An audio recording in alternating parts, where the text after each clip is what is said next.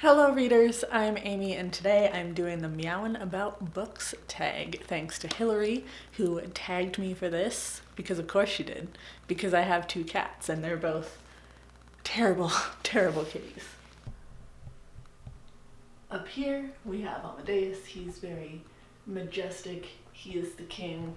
Everyone worships the kitty because kitties are made to be worshipped. And then we have my big boy, Dimitri, who is working on losing some weight. Actually, truth be told, he's working on gaining some weight, according to the vet. But those are my two kitties. They're both probably sick of recording already, so I better get on with this. I thought filming in the office today would make more sense because it's kind of the throne room of our house with the cat tower. Actually, I guess the throne room would technically be the sunroom because that's where most of the cat stuff is because it has windows. But we're just gonna go with this because the sunroom is very, very cold.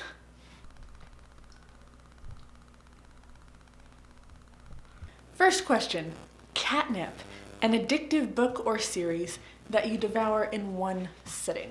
For this one, I'm going to go with Tender is the Flesh. Victoria, from what Victoria read, had talked about this book on her channel, and I wanted to pick it up because it sounded horrifying and awesome, and it was both of those things. Definitely don't pick this up if you are triggered by anything. It's very bloody. There's cannibalism. There's commentary on racism and sexism and just... it's a lot, but it's so good. The translation is good. The writing is good. It's essentially this cannibalistic dystopia, but I keep it on my horror shelf because I think the horror elements are definitely what makes this book. I almost read this whole thing in one sitting. Like, I was hooked on the horror of it. So if that sounds like anything that you're interested in, definitely pick it up. You have animals who have this disease, so they are no longer edible by people, and so people start raising certain kinds of people to be eaten, and so they no longer have education or culture or even a language, and all the things that Bazterika had to say in this book, just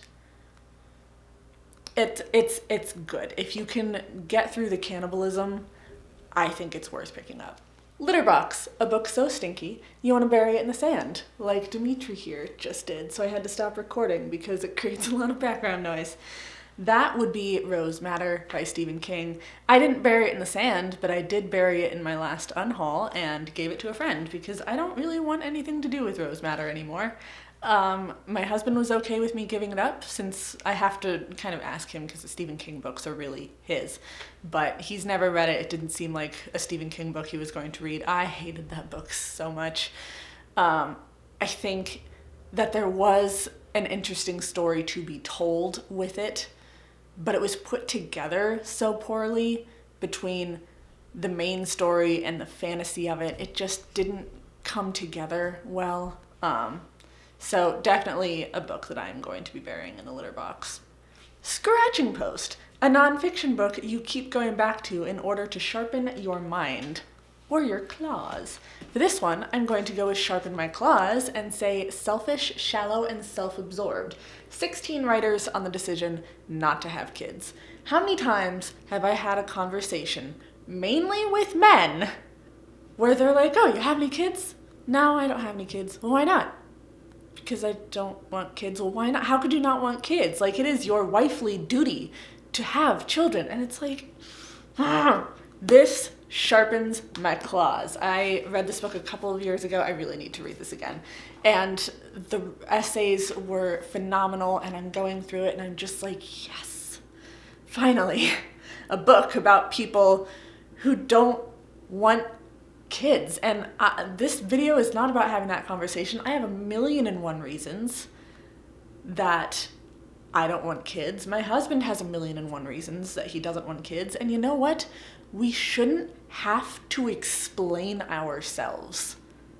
Having kids is one of the biggest decisions that you can make in your entire life. It affects everything. It affects your financial well-being, your mental well-being, your physical well-being. It determines every day of the rest of your life. It determines everything, and that is such a huge decision to make. And for you to think that I'm going to take that decision lightly, sharpening my claws already. Moving on. Next, we have Mouse, a short book or short story that you like to play with and then devour. You guys have seen this book before, 100 Vicious Little Vampire Stories. I haven't really dug into it since March, but it has some, I'll pick it up every now and then and read one story and just kind of sit there and let it soak in, because most of these stories that I have read are very, very good and have an awesome, alternate idea of what a vampire is. And then there's other times that I would sit down and just devour 5 or 6 stories at once, because that's what I was in the mood for, and it was one great story after another great story, and this is definitely a book that I like to play with and then devour. I will eventually finish this book, I promise. Next up, Hairball, a book that you liked on the first read, but after the passage of time, it makes you want to throw up. This is a terrible angle because I can't get very good lighting. For that, I'm going with pretty much any of the original books by V.C. Andrews. I say original because she died after pretty much finishing her second series, so most books under the V.C. Andrews name are not written by V.C. Andrews, just something to be aware of. But I was recommended Flowers in the Attic by my mom, actually, and it's real creepy. It's good and it's creepy and it's bad, but it's good, it's addicting, it's like a Hallmark movie, or a Lifetime movie. Not Hallmark, Lifetime. It's like a Lifetime movie in that essentially it's not good, but you also just can't stop watching.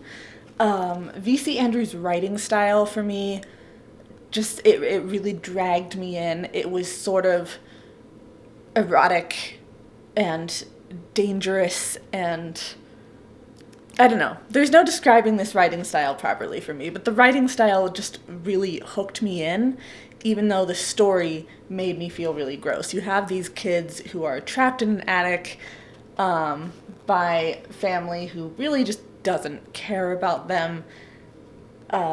There's a lot of incest in her books. So, it's gross, but it's also fascinating and you just can't look away. It's kind of how I feel about everything that she writes. But also I keep her books on my shelves because they're kind of a guilty pleasure at this point. So I'm going to do the next 2 questions as kind of one question.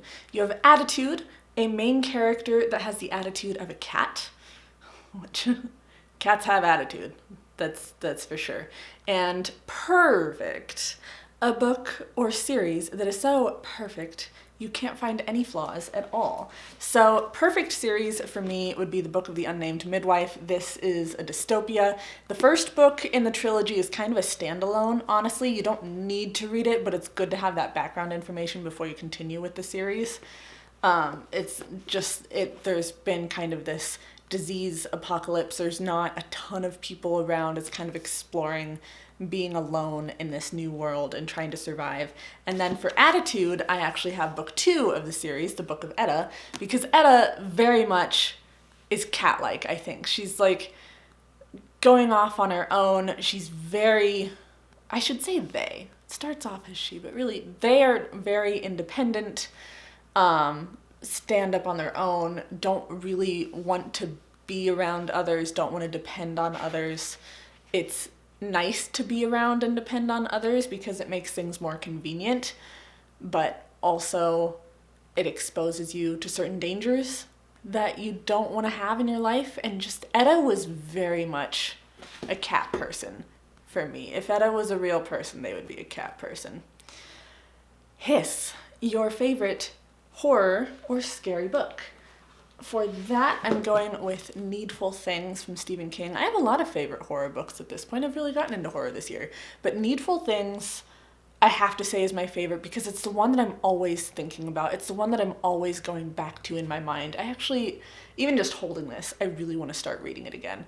Stephen King, for me, as with most people, he has written so many books. It's not I love Stephen King or I hate Stephen King. It's I like this era of Stephen King and I don't like this one, or these books are great and these books not so much.